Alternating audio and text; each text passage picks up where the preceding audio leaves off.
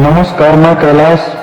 Hindi film के बाद आ गया है भोजपुरी गाने का बोझ। इसी के बारे में आज खबर देने वाला हूं, तो वीडियो के अंत तक जरूर देखिएगा।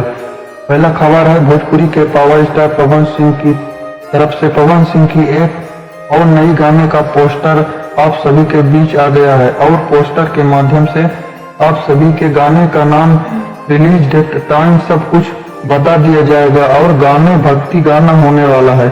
दूसरी खबर है कि भोजपुरी के ट्रेंडिंग स्टार खेसारी लाल यादव की तरफ से जबरदस्त और शानदार गाना रिलीज कर दिया गया है। गाने का नाम है उड़िया ले ले अइहा। गाने को गाए हैं खेसारी लाल यादव और सेल्फी राज ने। ये गाना खेसारी म्यूजिक वर्ल्ड पर रिलीज कर दिया गया है।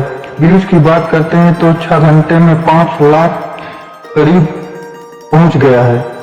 तीसरी खबर है कि भोजपुरी के स्टार प्रमोद प्रेमी की तरफ से बहुत ही जबरदस्त और शानदार नवरात्रि गाना आने वाला है, जिस गाने का नाम है भवनवा धने धन हो जाई। यह गाना रिलीज कर दिया गया है। यह गाना टीम की म्यूजिक यूट्यूब चैनल पर। तो खबर कैसा लगा कमेंट सेक्शन में जरूर लिखिएगा और हमारे चैनल पर अभी तक सब्सक्राइब नहीं किया है तो कर लीजिएगा। नमस्ते।